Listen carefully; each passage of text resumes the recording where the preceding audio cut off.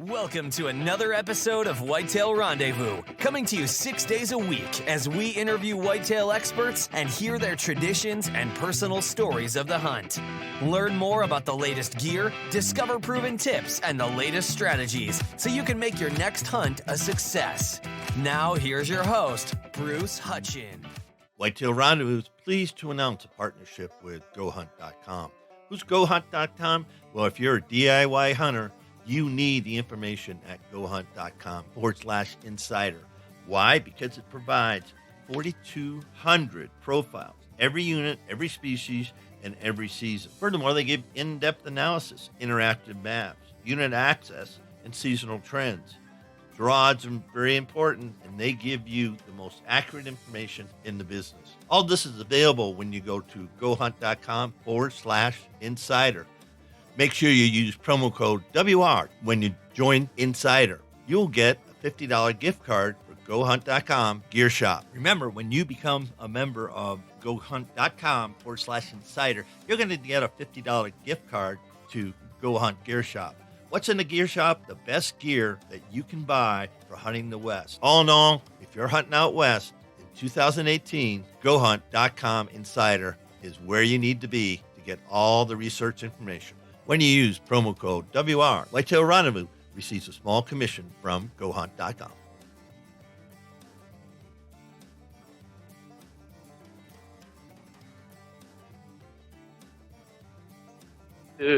Welcome to another episode of Whitetail Rendezvous. This is Bruce Hutchin, your host, and we're heading out to Virginia, and we're going to connect with an 18-year-old passionate hunter, not only for whitetails, but he loves chasing turkeys because they gobble back at him. Corbin Smith's his name, and Corbin's just got out of class, and so we're going to grab a couple minutes here and this chit-chat with the future of hunting in North America, Corbin Smith. Corbin, welcome to the show. Thank you. I appreciate it. Glad you invited me to the show. Hope this gives a passion to everyone else like I have a passion for outdoors. So, Corbin, you said you've been hunting for a long time. What's a long time? I mean, you're just 18 years old. Yes, sir, it is. My dad actually had a choice when I was a baby to either babysit me or take me hunting. He was into hunting a lot, and so he decided to take me hunting. And I was about 2.5, 3 years old when he took me hunting. That's when it all started. And I'm glad. Can't thank Dad enough for taking me out and giving me the time of his life. Right there with him, making memories. Starting at 2.5 years old, 3 years old, like I said. Can't thank him enough, like I said. But glad he brought me out, introduced me to the outdoors and God's creation. You know, it's and listeners, that's all you have to do. Ask somebody or talk to your uncle, dad, cousin, friend, mentor, and just invite them outdoors.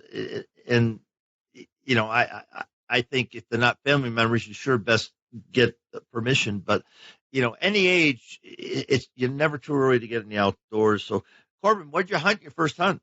I actually hunted deer, whitetail deer.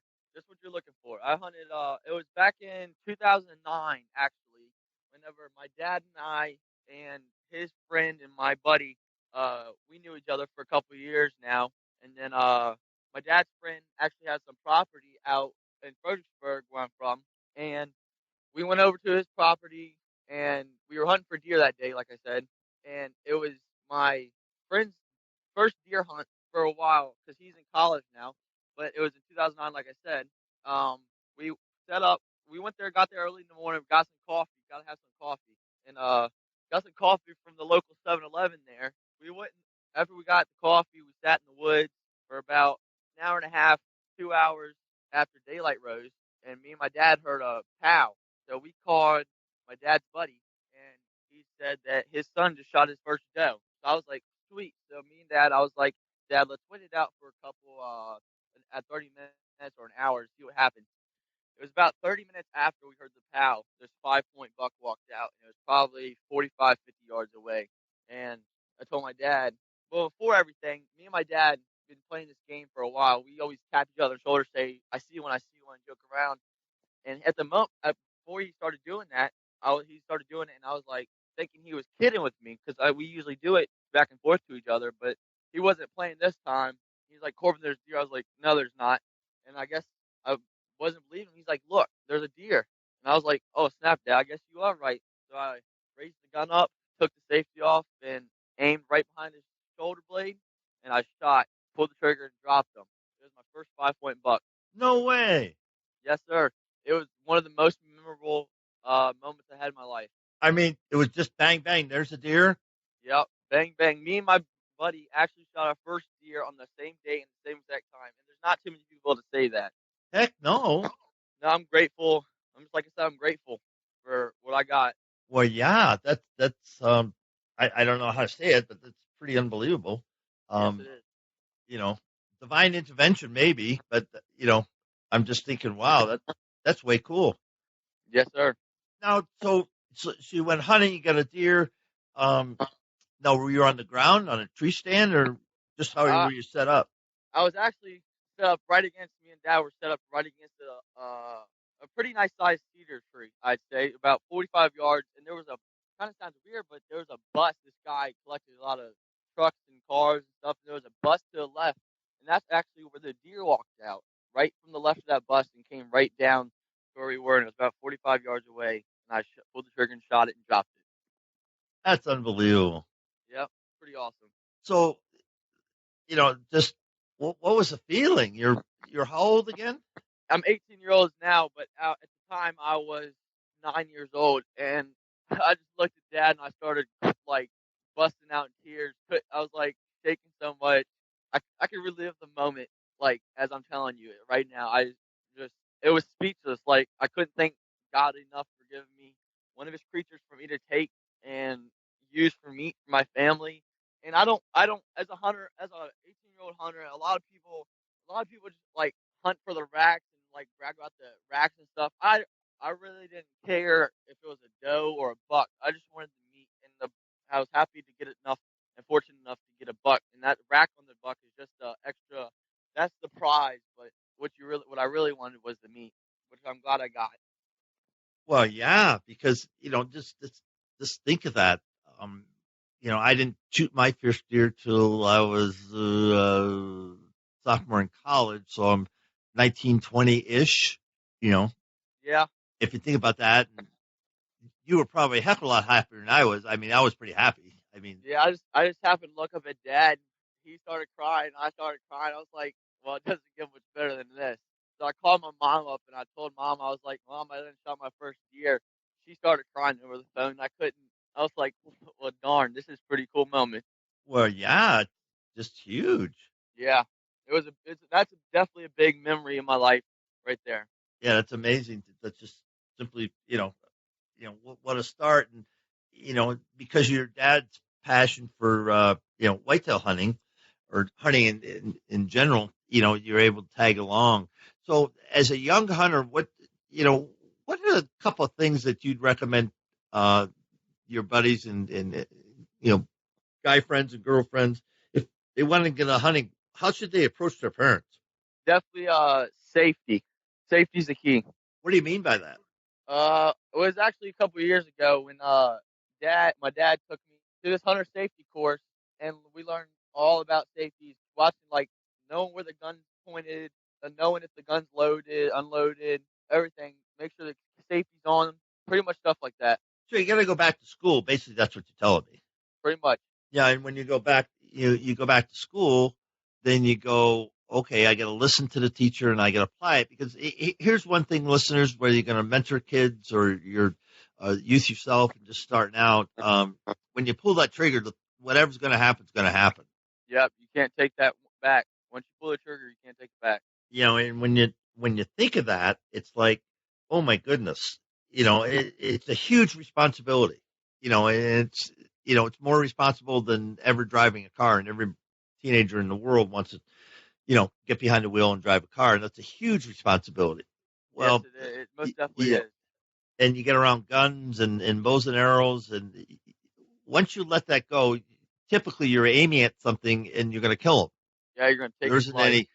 Yeah, you're going to take a life, and all life is precious. And people say, well, that's a dichotomy, or it's just, how does that work? You're out there hunting. Well, I hunt, one, because there's a zillion reasons. One, I eat, especially growing up, especially when we were a young family, we ate what I killed.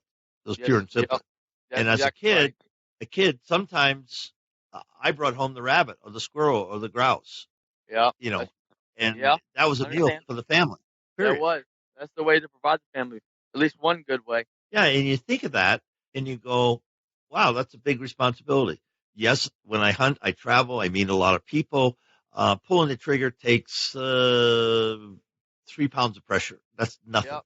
and it takes less than I somebody put a thousandth of a second to pull a trigger. So, everything leading up to hunting is part of it. Plus the camaraderie, plus the mentorships, plus spending time in the outdoors. And if you don't hunt, you just go, well, I can walk in the park by myself and not kill anything. Yes, you Mm-hmm. can, and enjoy your And walk. You can play golf, and yeah. hit a little round ball and enjoy a walk. And that's your right. That's your you have a personal right to do that. Yes, you And do. when you start thinking about hunting, it's it transcends all that, in my opinion, and in Corbin's opinion, it transcends all that. So when your friends ask you in high school right now, how come you're hunting? What do you tell them? I pretty much tell them, like I said in the beginning, just enjoy God's creation. There's not a lot of people out there to get the chance to do what I do, and pretty much just walk out. Like I said, I fished. I also fish, and there's not a lot of people that can do that too. But sticking to hunting, um, hunting, that's what I grew up on. That's what I'll do for the rest of my life. I plan on doing, and I was sure when I have kids, I'll introduce them to like how I was introduced to. Yeah, just I'm excited to talk to a young man like yourself because one, you put it out there, you speak who you are, your belief systems, are right there, and that's a part of hunting, or cannot be a part of hunting. What I'm talking about is your relationship with God, but it's so refreshing to hear young kids such as yourself, Corbin, to say, hey, God created it, and I'm a steward of it. So I'm going to go out and harvest and enjoy what was given to me. And so you know, from that standpoint, that's really cool. It is. I'm glad God put these creatures on here on this earth and us humans to invent guns so we can have make memories like I did when I shot my first deer and first turkey and shot my first gun ever. And then you're also a big fisherman, aren't you? Yes, sir, I am. I actually I started fishing. Ooh, started fishing when I was probably around the same age I started hunting. Was probably I think I started fishing around three or four. I started holding a pole when I was 4 years old. What'd you just say? Yep. Started holding a fishing pole when I was about 4 years old. We have Oh, actually have started holding. You're from yeah, Virginia, so I had to listen to what the heck you were saying. yeah. I actually yeah. Sorry about that. That's okay. But yeah, I actually live in a neighborhood. There's a few ponds around my house, and we have a lake. And there's actually two parts of the neighborhood. I have to go across the main street to go to another lake that I grew up fishing on. But anyways, my friend and I, Devin, we actually are really really good friends with each other, and we grew up fishing together, and we fished the lakes. And every day I'd go leave my house and go to his house, and he lived across on the other side of the lake. So I had to walk at least 2.5, 3 miles to get to his house just to go fishing. But I was like, well, it's worth it. But I fished a lot of ponds around my house, caught a little small or largemouth bass, few bluegill, crappie, some catfish. But it was pretty cool. And my every summer, Devin and I would these catfish would spawn up creek. There's a creek that we'd go to, and we'd actually catch them because they wouldn't live very long. We actually caught them and brought them back to a pond around the lake that the lake was connected to, and we actually helped them. We relocated them so they could have a life. You know what I mean? That's kind of did a lot of them live? Oh yeah, a lot of them left. I think we had a total count of 25 baby catfish. Wow. Yeah, but like I said, I started fishing when I was 4. But another funny story I had was my cousin Kelsey Rose came down. Her family came down and came down. She's never been freshwater fishing. They're from Myrtle Beach, South Carolina, and they'd never been freshwater fishing a day in their life. And we have a beach at our neighborhood, and we were like, well, we'll just take them down there so they get the feel for fishing or whatever. And we didn't promise them no fish or anything, but the first cast she ever cast out there, she actually caught think it was a 19-inch bass, and I was like, wow, not really. You're pretty lucky to catch a 19-inch bass first cast you get out there. That usually doesn't happen. So I was like, well, let me try it, and I cast it out there the next cast, and I caught a 20-inch bass. And I was like, well, snap. So I was reeling the 20-inch bass in. I told Dad to get the net, and we were on land at the time, and I got the bass to shore, and Dad actually scared the bass away, and it snapped my line. And No. yeah, I was kind of mad and sad at the same time because that was my biggest bass I ever caught or had on the line. But anyways, I was like, well, let me try out there and catch another one. I cast it out there again, and I caught a 18-inch bass. Now you're saying 3 casts and you got 3 bass? Yeah, 3 nice bass. And I still don't know how to this day how we caught them. They must have been like in a feeding frenzy kind of mood or something. But it was pretty neat of how fast we caught those big of bass because that usually doesn't happen. Well, heck no. And were they spawning? Was it during spawning time? Yeah, it was. So that's what I was thinking. They had to have been spawning, and we cast it on their bed or something. That's funny. It was. Well, that's interesting. So, I know you really love the fish. So how do you transfer over to your whitetail hunting some of the lessons learned from fishing? What do you think about that? Patience. Patience is the key. You have to use patience. Um, that's what I pretty much gotta say is patience. If you don't have patience, you're not gonna be able to sit there long enough and wait for a deer to walk up or a turkey. Just like you'd have patience to wait for the fish to bite the hook. Just the same instance. You see what I'm saying? Yeah. So I pretty much think patience, like you said, answering your question, patience. You have to have patience, no matter what you do in life. You have to have patience in the outdoors. So, but you got to be in the right place too. You can be fishing a huge lake, and if you're not where the bass are, you're not going to get them. If you're not hunting where the whitetails are, you're not going to get them. So, how do you figure that out? Pretty much like what I usually do is I scout a lot. Like for whitetail hunting, I look for when the rut's on or pre-rut.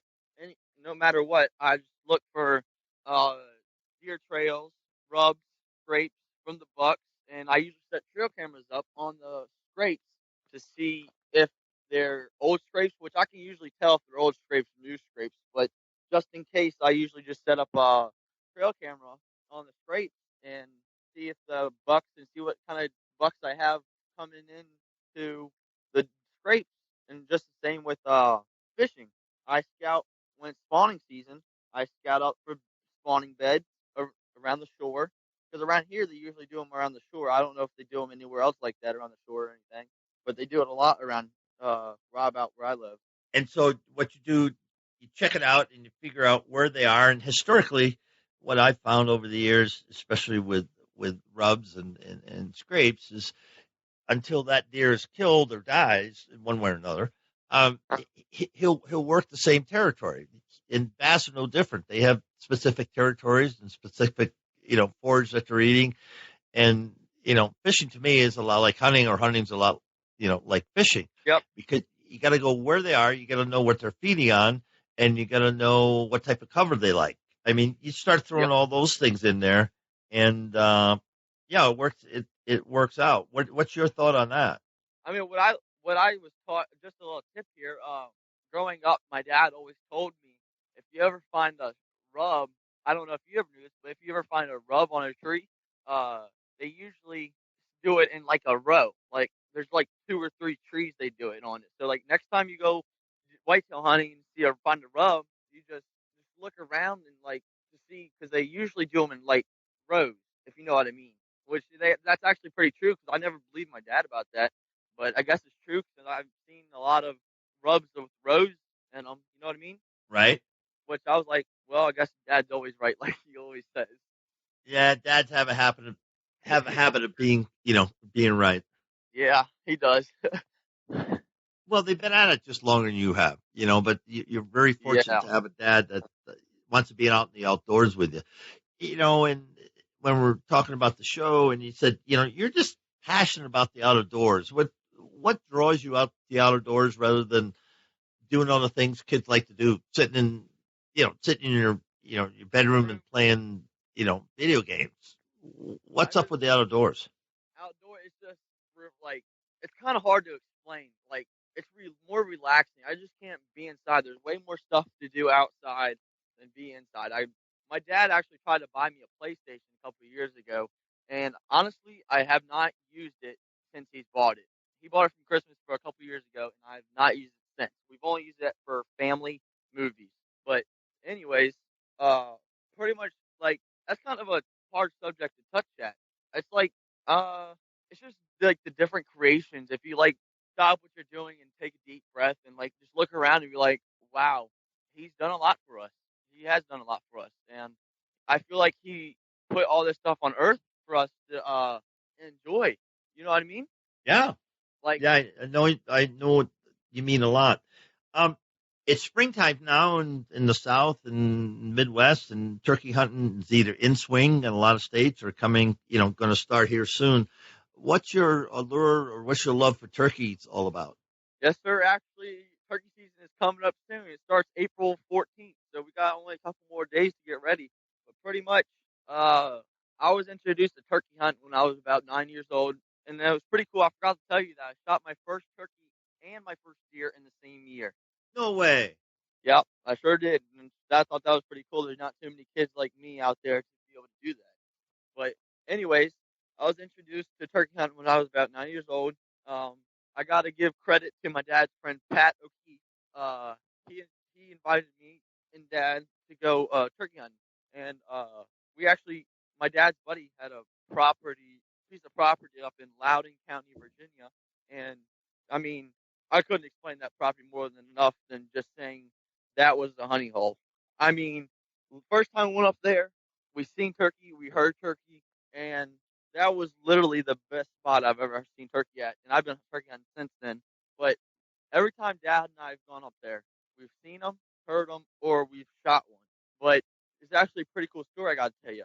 Um, it was I was 9 years old, and Dad, me, and my dad's friend Pat, we Dad and I went up there for a week or for a weekend when I was out of school. I think it was during I forgot, but anyways, it was during a break or whatever for me from school, and we went up there for a weekend, and this is the first time actually meeting my dad's friend Pat. But anyways, we went over there to the property, and I think it was like the third or fourth time us going to that property.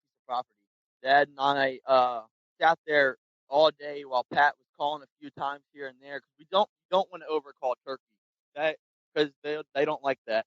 But anyways, Dad and I sat there for about because we got to stop hunting at 12 in the early season here, and we sat there probably until 10:30, and we was like, all right, we are not hearing anything or seeing anything, so we decided to pack up. And Dad was putting up the chairs, and my dad's friend was putting up the blind.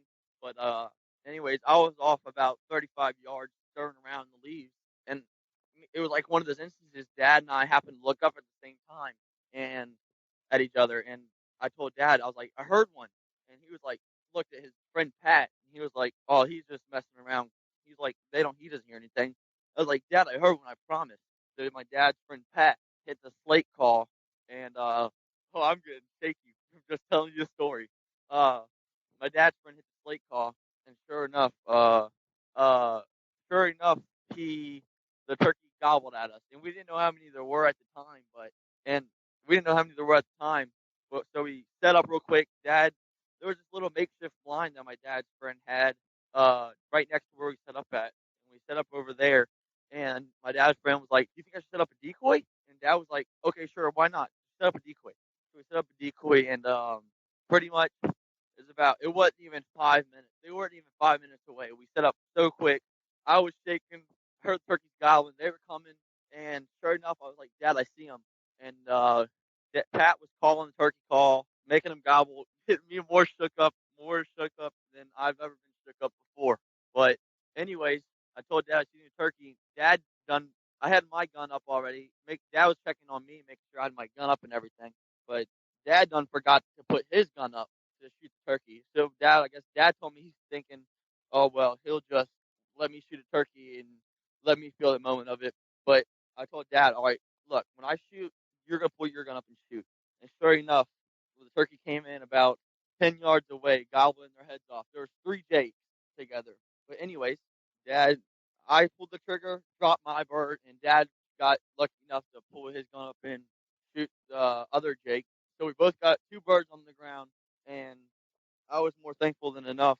I couldn't thank Pat enough for inviting me up there, me and Dad, to shoot our first turkey on the same day, same exact time. But one extra good credit Dad did for us was he actually wrote an article about and sent it about Dad or me and him shooting our first turkey on the same day, same exact time, and sent it off to Field and Stream magazine.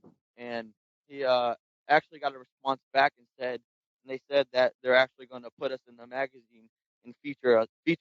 So that was pretty cool that we got to be put in the magazine. Boy, yeah, that would be cool for anybody. Do you know what month that was published, or is it going to be published this year?